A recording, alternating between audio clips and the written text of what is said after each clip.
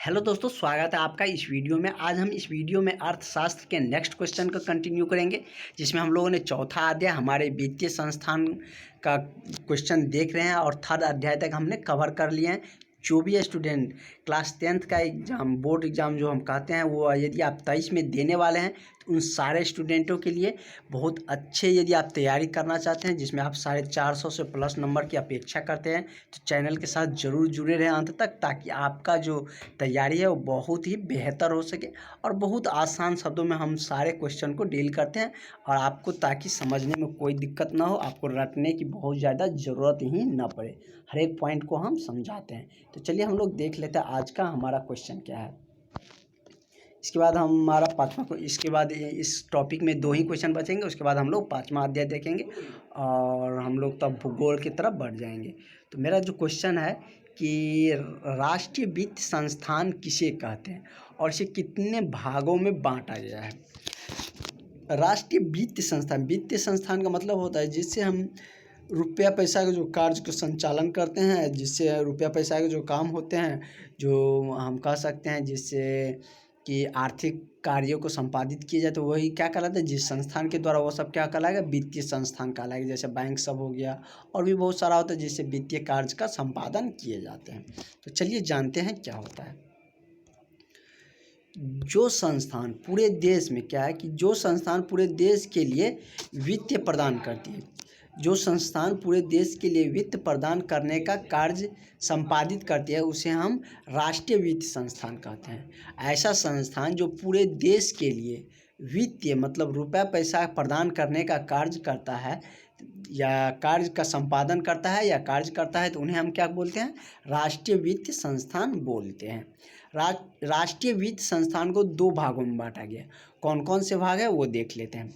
तो राष्ट्रीय वित्त संस्थान आप समझ गए, वैसा संस्थान जो वित्तीय कार्यों, कह सकते हैं कि रुपया पैसा के कार्यों का संपादन करती हैं, उसे हम क्या बोलते हैं, राष्ट्रीय वित्त संस्थान बोलते हैं। और इसे हम कितने भागों में बांटे हैं, 2 भागों में बांटे हैं।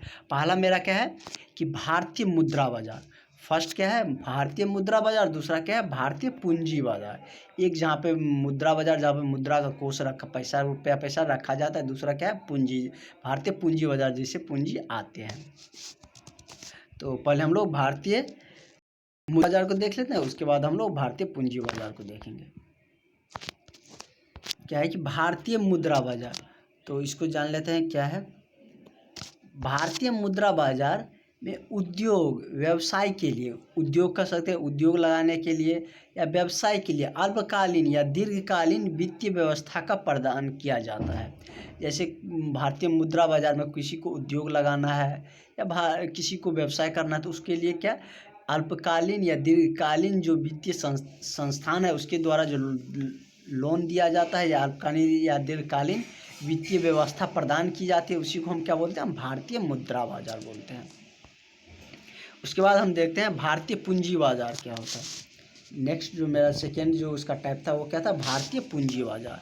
भारतीय पूंजी बाजार में उद्योग एवं व्यापार के लिए दीर्घकालीन वित्तीय व्यवस्था का प्रबंध किया जाता है। मतलब भारतीय पूंजी बाजार में क्या होता है कि उद्योग और व्यापार के लिए दीर्घकालीन, तब लंबे समय के लिए वित्तीय व्यवस्था का प्रावधान किए जाते हैं।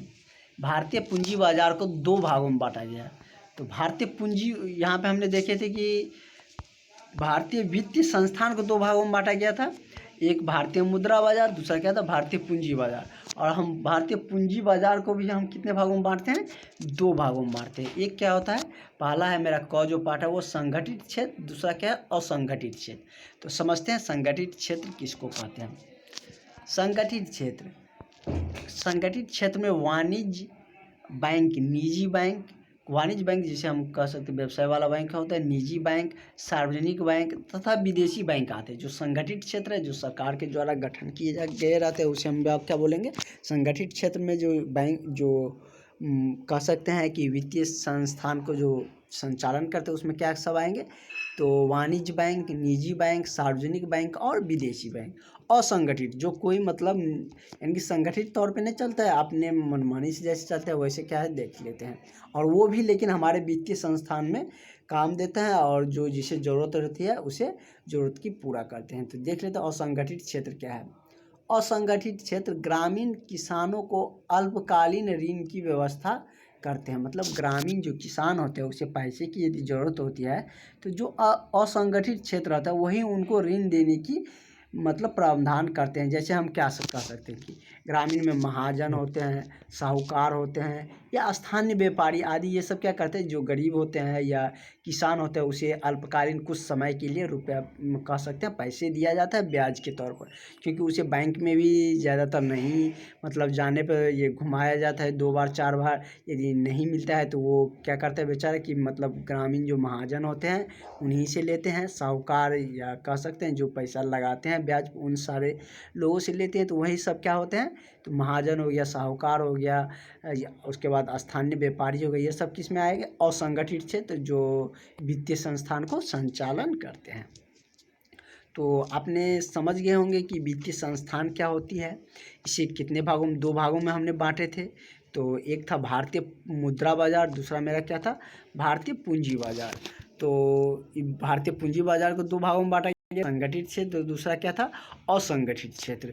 तो इन दोनों को भी हमने समझ लिया कि संगठित क्षेत्र क्या होते हैं, असंगठित क्षेत्र क्या होते हैं। उसके बाद मेरा इस टॉपिक में 2 ही क्वेश्चन बचेंगे, तो दोनों क्वेश्चन को हम नेक्स्ट वीडियो में कवर अप करेंगे।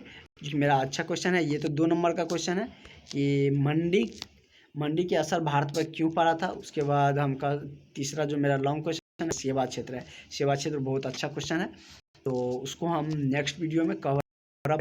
तो अभी तक के लिए रहने देते हैं इतना, और मिलते हैं नेक्स्ट वीडियो में। और आप यदि कोई सब्जेक्ट में यदि आपको लग रहा है कि उसे हमको पहले तैयारी करना है तो आप कमेंट में बोल सकते हैं, हम उस सब्जेक्ट को पहले लेकर चलेंगे। तो चलिए मिलते हैं नेक्स्ट वीडियो में, अभी तक के लिए इतना ही। और यदि आप चैनल पर नए हो तो सब्सक्राइब जरूर करिएगा, और आपका जो दोस्त इस बार एग्ज़ाम देने वाले हैं, जो आपके क्लासमेट होंगे, उनके साथ जो आपका व्हाट्सएप ग्रुप होंगे उनमें भी शेयर कर दीजिएगा, ताकि उससे भी बेनिफिट मिले और हमें भी थोड़ा सा मोटिवेशन मिले कि आपका जो शेयर होंगे तो उससे जो मतलब हो सकते हैं सब्सक्राइबर बढ़ेंगे, तो मुझे भी थोड़ा सा मोटिवेशन मिलेंगे। तो आप लोग प्लीज़ इतना करिएगा कि आप अपने ग्रुप जो व्हाट्सएप ग्रुप या जहाँ भी होंगे उसमें शेयर कर दीजिएगा, या अपने जो दोस्त होंगे उनके साथ आप शेयर कर सकते हैं। तो चलिए आगे वाले वीडियो में नेक्स्ट क्वेश्चन को हम कंटिन्यू करेंगे।